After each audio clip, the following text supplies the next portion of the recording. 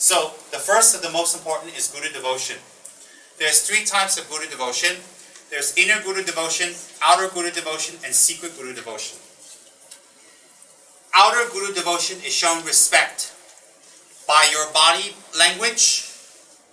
Example, not falling asleep, not sitting slouched, scratching yourself, burping, or coughing, or pointing your feet out, or showing any type of bodily disrespect to your Guru. That's outer. And speech-wise, to speak in a way that's pleasant, that's clear, and not to make your Guru strain, or say why, or how, or huh, and No, you talk straight, you talk clear, and you talk very, very well. That is outer Guru devotion. Next one is alertness. To be alert around your Guru all the time, whatever his or her needs are, and whatever the needs of Dharma brothers and sisters are.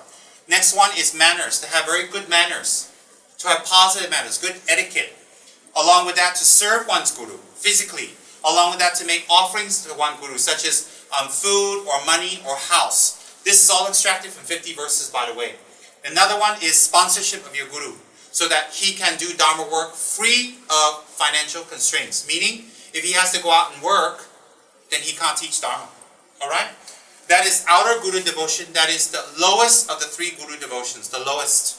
So that's not what you focus on in Guru devotion. That's the lowest. The next form of Guru devotion is inner Guru devotion. Inner Guru devotion is the cultivation of the states of mind of being willing. Not being unwilling, but to have willingness. To destroy unwillingness to follow your Guru's instructions, especially towards Dharma practice. Next one is to destroy doubt.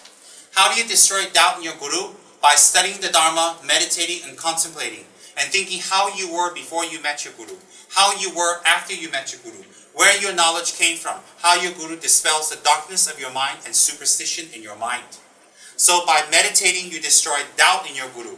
The next one is to destroy inner Guru devotion, is to destroy miserliness. The next one is to destroy laziness. The next one is to destroy impatience. And the next one is to destroy intolerance. These are the inner Guru devotion practices. So if you're devoted to your Guru, outwardly you will practice this, but inwardly it's even more important you will practice these qualities, or the destruction of these negative points. Then, secret Guru devotion. Secret is the highest form of Guru devotion. It is the real Guru devotion. That type of Guru devotion you can practice even your Guru is dead, or you live very far away from your Guru, or you're not even near your Guru. And that Guru devotion is the development of qualities that contradict the ego. What binds us to samsara is the ego. What is the ego? The ego is the self-cherishing mind. The mind that makes oneself more important than others. Hence, we are lazy and irresponsible. Why? We are more concerned about ourselves. We don't care how much pressure we give to other people. We don't care how much burden we give to other people. We don't care how much difficulties we give to other people. Because we don't care how much burden and difficulties we give to other people, we have a very big ego. Why is that ego very big in this case? Because we are more concerned about ourselves. If we don't do our work, somebody else will do it for us. So therefore the ego is very big. Why is the ego very big? Because we're concerned only about ourselves. So the secret Guru devotion practice, that's why there's 3 types of Guru devotion: inner, outer, and secret. Secret is the highest form of Guru devotion. It is the most important of the Guru devotions, and it is the most of the best of the offerings you can make to your Guru, the destruction of your ego. What is an offering of the destruction of your ego? The offering of the destruction of your ego is to lessen one's selfish habituations, one's selfish mind, and one's narrow, selfish self-absorption. That is the highest form of Guru devotion. Alright? And that Guru devotion is one of the prerequisites. Prerequisites to the higher practices. Okay? So if you don't have this, and you're doing tantric practices, it will be ineffective. Because any tantric practice is designed for you to become a Buddha. No Buddha has ego. No Buddha has doubt, or unwillingness, or miserliness, or laziness, or impatience, or intolerance. No Buddha has those qualities. You don't develop these qualities while you're practicing Tantra. You have to develop these qualities before you practice Tantra, because Tantra is not about that. Tantra is about changing your whole worldview and your whole perception of samsara based on these qualities that you have developed. Any questions on that Buddha devotion? 2. The second prerequisite is preliminary practices. The preliminary practice is, the reason is the collection of merits for the purification of actions and habituations. For any actions that are negative that we collected and habituations, negative habituations, to purify that, we must do the preliminary practices. What is that? Vajrasattva, Guru Yoga, offerings, water, prostrations, making tatsas or statues, and making mandala offerings. Preferably minimum of 100,000 each. Hence, when I said KMP earlier is doing their preliminary practices, I'm very happy. Because why? KMP is not the reason they're there. KMP is a method for the reason they're there. What's the reason they're there? To practice Dharma and become a Buddha. So KMP is just a method, not an end. The outlet, as I told Anna before, the outlet is just a method, not the end. So for Irene, when she opens a restaurant, the restaurant is not the end. It's not the purpose she's here. The restaurant is just another way to develop these qualities. So, if we find it difficult to do these 6 preliminary practices, in lieu or as a substitute, we can do Dharma work. What do I base that on? The work that the monks have to do in the monastery. I come from a monastery of 3,000 monks. Who do you think cooks for them? The monks. Who do you think cuts the vegetables? The monks. Who do you think goes shopping?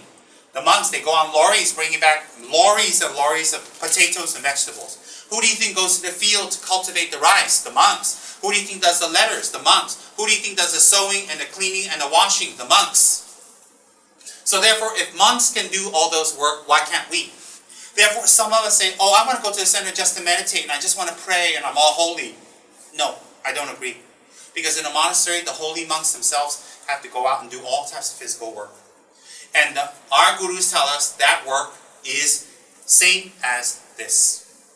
So these are not things I made up to trick you so you do Dharma work. These are things that we are taught in the monasteries that I'm sharing with all of you.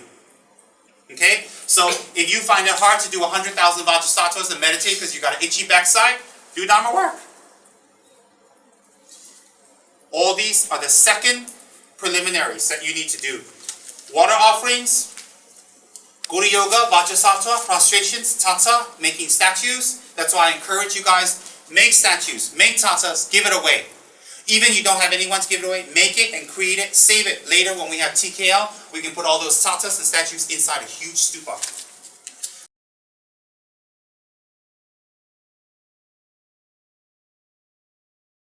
Because in Tibet, people do tata retreats, means they go away for 1 year to a special place and they collect the dirt, they clean it, they filter it out, they collect water from the river and they make the dirt and they make the water into clay and then they have a mold and they make the tatas outside with prayers every day. When they finish, they do prostration, they do a dedication. And the tatas are sometimes mixed with precious relics. The tatas are mixed sometimes with precious items like sand or dirt or whatever leaves from Bodh Gaya. They put it in. And then you know what they do? The tatas, they give it away to other people who want it. And then if they do 100,000, they have like 90,000 left. They build a huge stupa. And they put all the tatas inside. And when people circumambulate around that, there could be 90,000 Buddhas inside. That's why I told you guys, don't be stingy with statues. Don't be stingy with tatas. Don't be stingy with tankas. Create it. Why? You are creating the form of a Buddha, which creates the karma for you to achieve the 3 Buddha bodies. And 3 Buddha bodies are connected directly with sleep, intermediate state, and dying. It's very, very important in Tantra. You don't know all of this, so I just prepare. So therefore, preliminary practices, people don't like to do them. I make them do them. And they abandon, they neglect it. Okay, take it away. Their loss. Their big loss.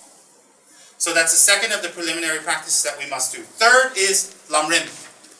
The study, contemplation, study of Lamrim, contemplation of Lamrim, application of Lamrim, and most important, if we wish to practice Vajrayogini or Hiruko or Yamataka, we must have the results of Lamrim.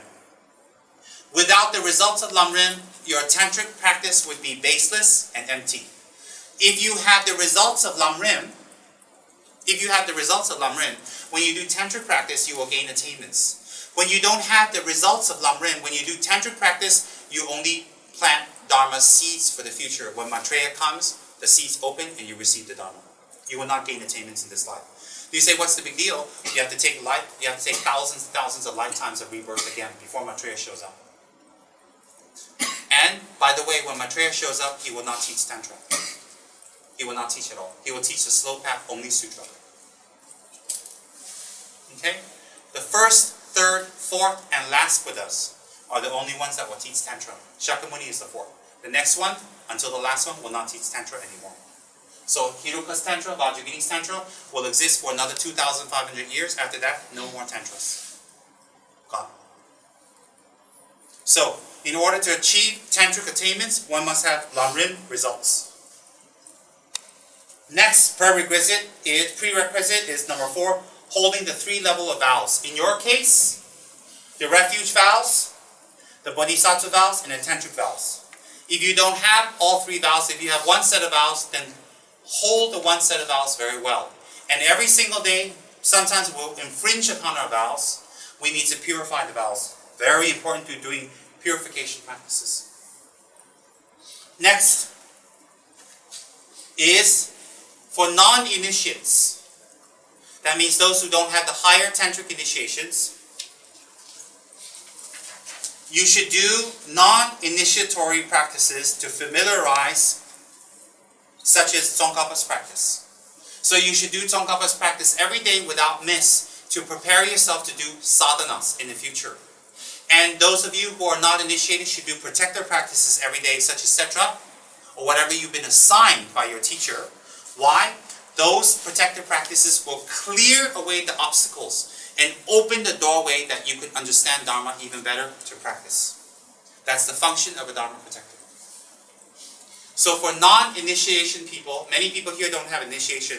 Number 5 is very important. For those who have initiation, number 5 would be do your Yidam practices. Those of you who have Yamataka, do Yamataka, read the commentary, study, learn, and practice. Those of you who have Hiruka or Vajrayogini, practice and do every day. Alright, for those with initiation without, I wrote number 5. That's a prerequisite. Yidam. Yi is a Tibetan word for mind. Dam is a Tibetan word to hold. So Yidam means something that holds your mind. That refers to one of the meditational deities such as Vajrayogini, Tsongkhapa, Hiruka, Shakyamuni. These are Yidams. Yidams is something that holds your mind.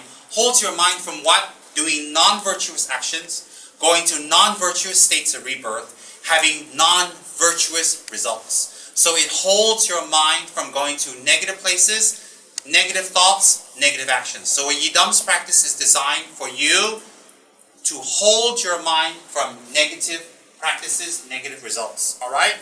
So, the purpose of a Yidam is to become attained. Okay? For some of you who are falling asleep, please make yourself awake or you may go home.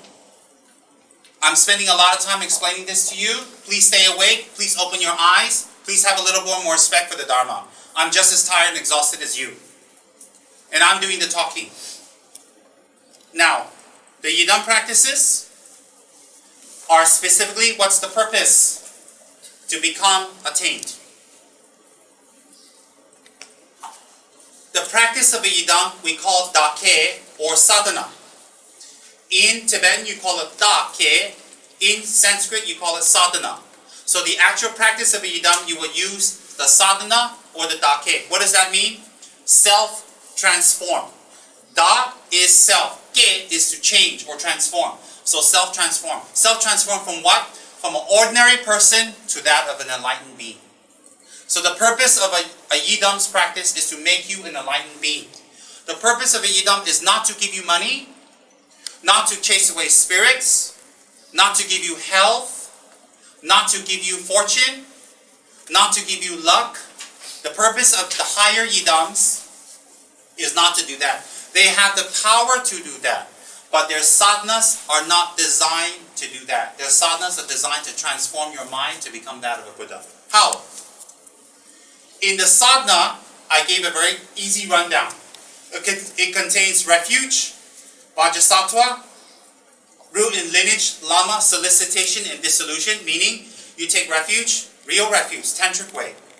Then you do vajrasattva's practice. Along with that, in each yamataka, hiruka, vajragini, guya samaja, there's a huge section where you visualize your root guru and his lineage gurus dissolving into you, and the procedures for dissolving in order to open up your merits to practice. That's very, very important.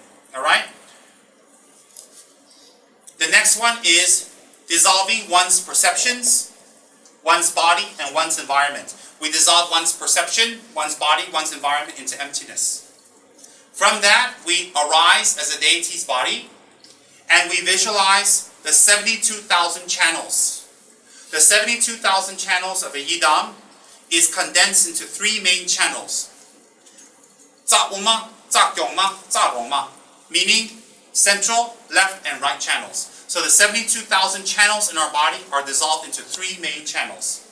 The three main channels dissolve into one central channel, and that is where our mother's blood and our father's sperm will abide when we die. When we die, there are 8 procedures to go through. The last procedure, the most subtle one, is the blood of the mother that resides at your crown will descend. The sperm of the father which you have received will ascend. And on that will travel your subtle mind, and it will join at your heart. When that one is complete, the death process is complete, they will separate, and your mind will leave your body. The sign of that is some blood will come out of your nose. So at that stage, if you've been practicing any of the tantras, you will see clearly signs, you will be able to control your rebirth. Okay? The next one is in the sadhana of the Yidam, you'll practice the meditation on either 5 or 6 chakras, depending on the system. Some systems focus on 5 chakras, some systems focus on 6 chakras. So you focus on the chakras. Why? The chakras contain different drops, winds, and energies for you to manipulate in your body. Then, dissolving of the winds, controlling and moving at will. You'll be able to dissolve your winds, move your wind at will. What's the benefit of that? You control your death. And when you die, and how long you live. Many high Tibetan lamas have the control over their rebirth and death. And that is acquired through these practices. And once you gain that power, you can do that in every single lifetime. You control your rebirth.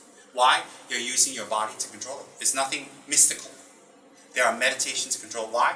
Ancient Chinese masters can jump from here to the top of the ceiling very high because they can control their qi.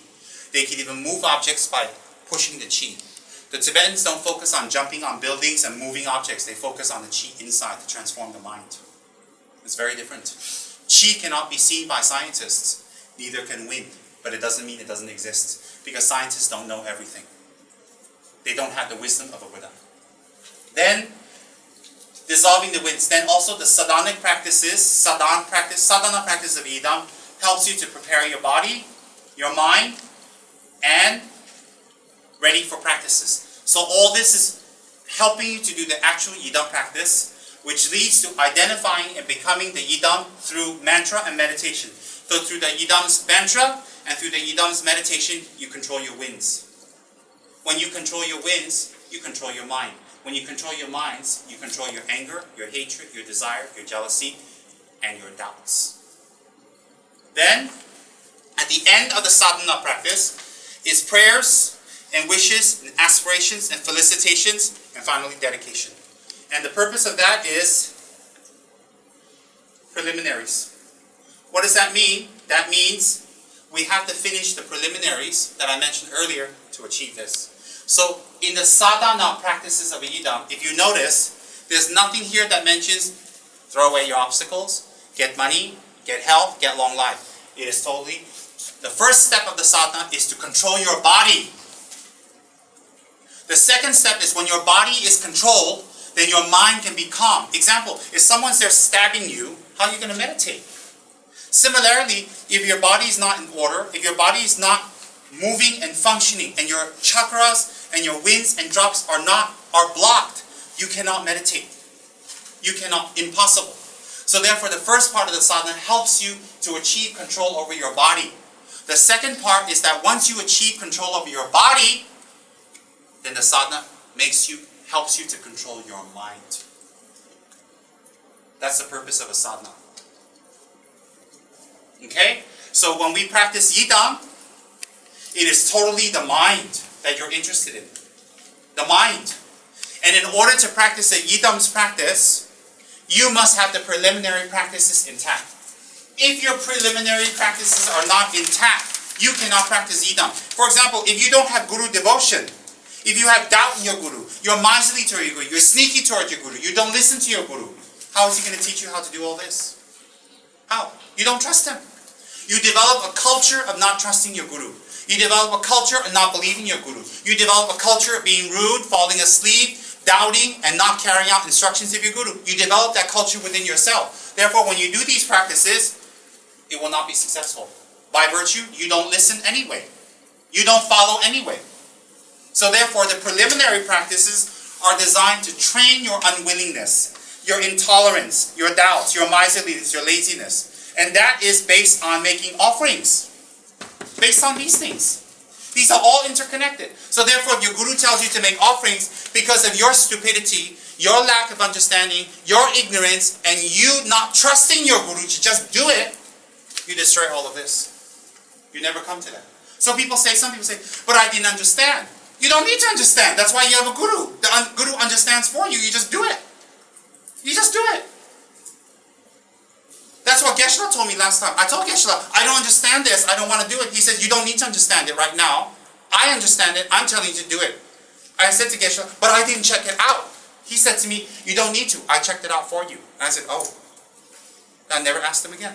Because I have stupid people now who tell me that. But I didn't understand Rinpoche's full instructions. That's why I don't do it. I don't understand. As if you have the merits and you've put in 30 years to understand. How ridiculous. To not do it because you don't understand. Then don't go to school. You don't understand anything what they're doing. So therefore, this is the sadhanic practice. Does everybody understand the purpose and function of Yidam? The reason I wrote this chart out is to tell you the purpose and function of a Yidam. And what's required before you can practice a Yidam. Next part.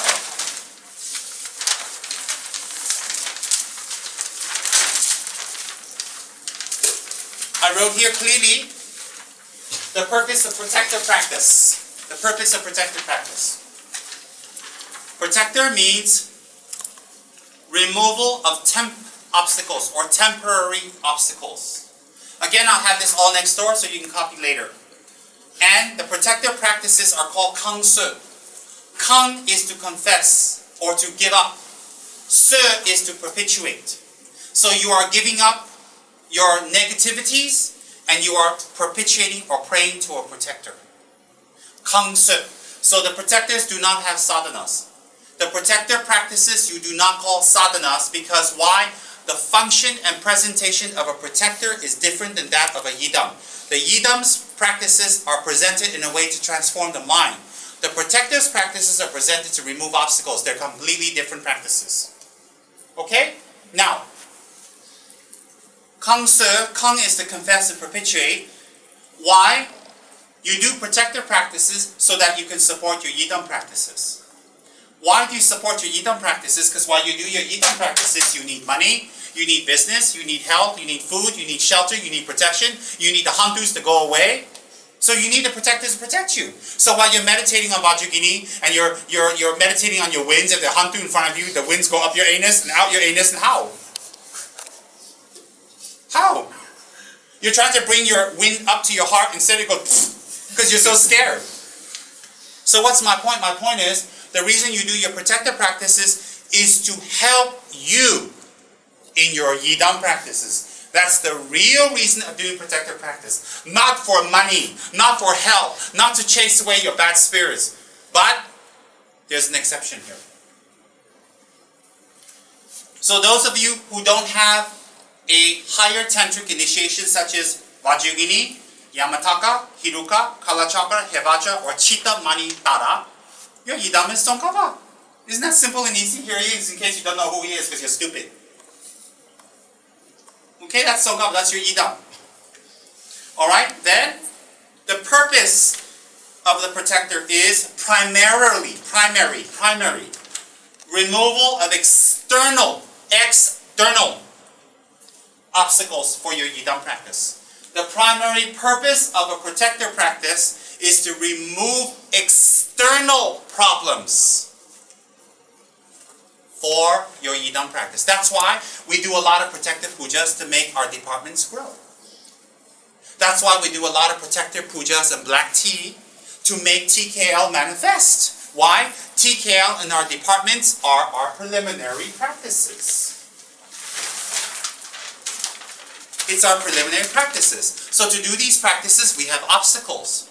To remove those obstacles, we pray to the protector. It's all connected. All connected. So therefore, if you want TKL to go up, you have to do a lot of protector practices. All of us. A lot. Why? What is TKL for? For us to go up there and go dancing? We have Adrian do a striptease up there? What is TKL for? TKL is for us to go up there to practice Vajrayogini and to do retreat. So if you do protector practices to make TKL go up, the protector will help you to remove obstacles. Why? Because he wants you to do Yidam practice.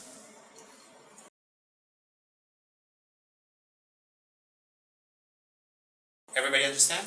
It's very connected. That's why I say, never get tired of doing pujas.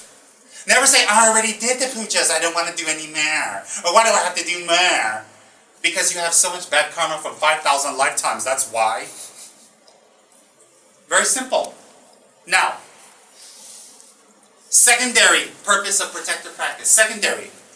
Removal of external, internal obstacles depending temporarily on an outer being. That means Buddhism doesn't believe in the outer being. Oh, God, give me this. God, give me that. God took that away. God give it and God take it. God, could you just give it and leave it? God give it and God take it. Can God just, why God still have to take it? Just leave it. I like to leave it, I like to change the Bible to give it and leave it. Well, if I can give a sermon at the church, trust me, I can twist the whole Buddhist teachings into a gospel. They'll be like, wow, I like your form of Christianity. Oh, I could. It's very easy, very simplistic to understand. Now, in Buddhism, we don't rely on an outer being, do we? We don't ask an outer being to help us. We don't rely on the outer being to give us attainments. We don't rely on the outer being to give us what we need. So in protector practices, that is exempted temporarily. That means for a short time, you're allowed. So, you can rely on a protector secondary, to remove external, internal obstacles depending temporarily on an outer being. That means you depend on the Dharma protector. Who's the outer being? Setra. And you're asking Setra for what? Freedom from sickness, fear, possession, magic, enemies, harm, supernatural happenings, environmental difficulties, monetary. Monetary means mula, money, ringgit, money. Everybody's excited. See, they wrote down notes, money. Everybody understand? So you can pray to the protector for that, and that's against Buddhism, to pray to something outer to give you something. That sounds very godlike, but that's what the protector is manifested to do. Because during the Kali Yuga time, which is the degenerate time, we have more problems. Everybody understand? Now, when I say you rely on an outer being to help you with external problems, that may be opposite of Buddhist teachings, but it's not, because what's the reason you do protector practices? And what's the purpose of the Yidam practices? Yes, and when you do the Yidam practices, are you depending on outer or inner? Inner. Correct. So there's no contradictions if you want to debate. Now you want to debate? Good. Good. You wish I was at La Marinkas teaching all this, don't you? That's what you're thinking. You gotta come over and teach us all this again. Can we have the chart? If I was you, I'd grab this chart, frame it, auction off 5 years later when I'm globally famous. You'll get millions for it. Maybe. Next. The process of a protector Kangse. What's a protector Kangse?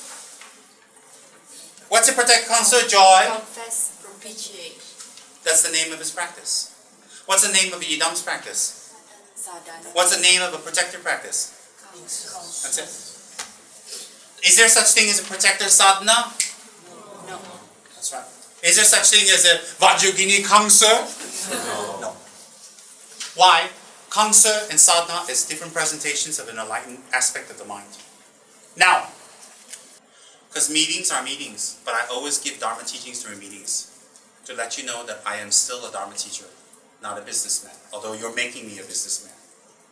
Now, the process of doing the Yidam's practice, I already labeled correct.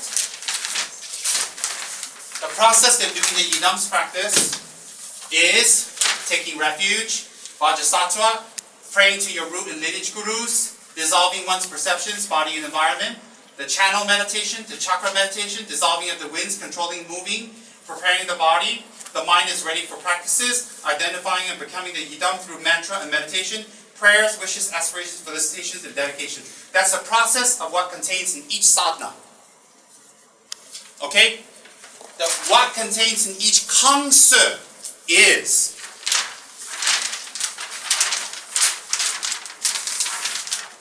what contained in each Kangse is visualization of the abode of the protector. Inviting the protector to the abode that you have visualized. Offerings to the protector. Confessions to the protector of your infracture. Or what's that word? Infracting? Infraction. Confessions to a protector is infraction of one's guru devotion and infraction of one's sadhana commitments. That's what you confess to Dharma protector. Okay, then you recite the protector's mantras to invoke his power. Asking for certain after that you ask for certain actions. Example, ba ba ba. When we're reciting things, ba ba ba ba ba ba ba ba ba ba ba ba ba. That's requesting action. Push away black magic. Okay? Then making a promise in return for the action. So when the protector does the action for you, you must promise something. What must you promise? I will have guru devotion. I will do my Yidam practices. So when you do your protector practices and you disrespect your guru, your protector practices will not be effective. Simple as that. So each time you're not aware, you disrespect your guru. Each time you lie, you disrespect your guru. Each time your guru gives you instructions, you don't do it, you disrespect your guru. And that's what you confess to Dharma protector. But you don't think that you can keep doing confessing after a while it's not effective anymore because it's mechanical already. Next one is making tormas and commitment offerings. Each protector has specific tormas and commitment offerings that we make, which I taught you guys. Next one is dissolving back to the environment. When you're done, you dissolve the protectors back to their environment. Suchita benza ye so ha. Protectors either go back, the original one goes back, another one dissolves into the tanka or the statue. So this is the process of a Kangse or the rundown. Can people see the process of a Kangse and the difference between that of a sadhana? And the prerequisites of a Yidam practice is connected all the way through, is it not? Does everybody understand that better? Okay, so the prerequisite practices. And there are some Chinese ed here who don't understand my language, and that's not their fault. If I was a High Lama, I can speak many languages. Too bad I'm not. So for the Chinese ed ones here, the English ed afterwards explain to them better. Write this down. Why? They have the karma to be here to listen. Simple. So therefore, the prerequisite practices are very important to do right now, before you receive Tantric initiation. Geshe-la said, His Eminence, Great Geshe Tudam Gyaltsen says, during this degenerate times, some of us receive Tantric initiation already, although we're not ready. So in that case, we practice the prerequisites and tantric practices simultaneously. That's why I don't give you guys initiations. I don't encourage you to run to centers and run to different lamas for these reasons. Don't think I'm trying to take ownership of you. I'm not. So therefore, those of you that I told you to do the prerequisites, have Guru devotion. I told you to do your offerings. Do your 6 preliminary practice. You don't want to do. You're lazy. You're lost. Because you don't trust. Why don't you trust? You don't have knowledge. Why don't you have knowledge? You didn't practice. You didn't study. You didn't learn. You didn't internalize. Very simple. Then, when you do the preliminary practice as well, example, when he messes up on his writing, he's not doing his preliminary practices. Therefore, his sadhana practices, whatever he's doing, will not be effective. That's why I told him a few weeks ago, I'll take all your sadhanas away. So he can concentrate on awareness. Why? It's connected.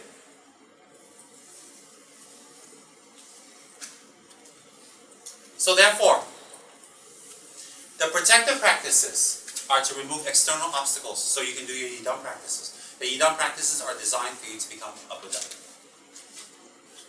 Now, because we don't live in a monastery, because we don't live in a country we don't live in not a country, we don't live in an area, it has nothing to do with country. We don't live in an area where Buddhism has been strong for many generations, so we have this knowledge. Or we live in a place we don't have many Dharma teachers. We're not given this knowledge. So our parents never encouraged us to practice, therefore we're lazy to practice. They don't practice. We don't practice, and we pass this bad habit to our children. And then they pass this bad habit to the children. Do you think that by giving money and clothes and food and education to your children that they're set? You're very selfish and you're very narrow-minded and you're very short-sighted. Why? Because your children will die one day. Where will they take rebirth?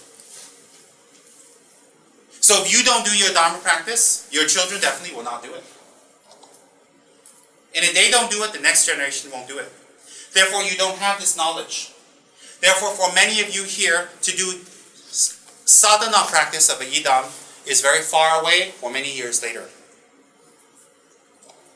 So what I concentrate on in Malaysia is protector practice. Why? If I promote the protector practices, and when you do the protector practices correctly, and your outer obstacles are removed, you gain faith in the Buddha. You gain faith in your Guru. You gain faith in the Dharma. Then you say, okay, now that my obstacles are removed, normal people come and say, now Rinpoche, what should I do next? And I say, oh, you should do 100,000 prostrations now. Your business okay, right? They say, yeah. Now you do 100,000 prostrations. Whereas in the Buddhist country, you would say, no, go just do 100,000 prostrations. But you can't say that here, because you say, why? Why should I do that? You tell people, oh, make water offerings every day, make 100,000. They say, no, why should I do that? Why? I don't understand it. Putting water in front of the Buddha, there's nothing to understand. Buddha needs water, he's thirsty. The end, if you're that stupid. I mean, if you're that stupid, Buddha needs to drink water too what? He has to travel from India to here to look at you. Give him a glass of water lah. I mean, if you're so stupid you don't understand what water offering is, let me just say, make it very simple for your level. He traveled from India to here, and he's thirsty. Give him some water lah. Why put a candle? Because he can't see in the dark. So when Buddha gets up to go take a pee, he might stumble over you. So why do you put beautiful incense in front of Buddha? Because you fart all day and you smell. Simple. Why do you put beautiful flowers in front of the Buddha? So he looks at the flower and not you. Look at you. Why would you want? Well, would you look at you? Look at yourselves. Is there anything to look at? Very simple. So let's put it on your level. Now. That's why in Malaysia, I go from bottom up. But people don't understand that. That's why I made a separate chapel. And other chapels. Yes. Yoo-hoo! And other chapels. Why? Because I need to do it from up. So I promote the protective practices. I promote you guys to do protectors. Why? Because every single one of you in this room wants money. And you want those ghosts to go away. And you want your children to be safe. and you want to have good business. And you guys don't practice Dharma to become a Buddha. Some of you have said, yeah, this Buddha, this Yidam, I don't know lah. I just want good business. I want my children to be all right. I want my lover to love me. I want my wife to love me and all that stuff. That's what you want. That's why you practice Dharma. Okay, I listen to all of you. And I think, how do I turn that around to make them practice Dharma? That's how I think. I don't think, they sure are stupid. Why don't I think that? Because you're not from Ganden Monastery. That's why. If you were from Ganden and you study and you say that, I'd slap you. But since you're not from Ganden, where are you from? You're from Samsara. Since you're from Samsara, there it is, Samsara. I can't blame you. So if you're from Ganden Monastery, you say, I want to pray to a protector for money for children. What, you're Ganden Monastery, you got children now. That's very confusing. That doesn't match. Imagine one says, hi, I'm from Ganden Monastery. Something wrong. Something very wrong. Okay, so since you are not from Ganden Monastery, and you pray to the protector for selfish reasons, I understand. So I think, okay, that's how they are. That's where they are. They're in Malaysia. They're not from monastery. They didn't study Dharma. They won't know. It's not their fault. It's nothing bad. So how to turn that around? How to turn that around that later, a few years later, I can make them do real Dharma. So I give them protective practice. So I make them set up beautiful altars. I make them get silver butter lamps, silver bowls, silver serkim offerings. I make them make beautiful statues and tankas of the protector. I make them offer pearls and jewelry. I make them make prostrations, and I make them do serkim every day. Golden, black drink every day to remove their obstacles, to get their money, to remove their problems, difficulties, and they say, oh wow, oh wow.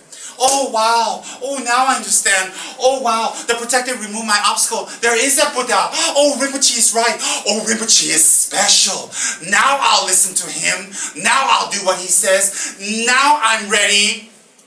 Rinpoche says, okay, now do 100,000 water offerings. Alright! That's right. Whereas if you get a schmuck who just shows up and you say, oh can you do 100,000 water offerings? Why? I don't understand why. And you're like, oh my God. You just look at them and you just go, oh. Ingredients for depression, but what can I say? That's right. So therefore, you trick them into doing Dharma. That's why in Malaysia I promote protective practice. And I encourage people to do protective puja.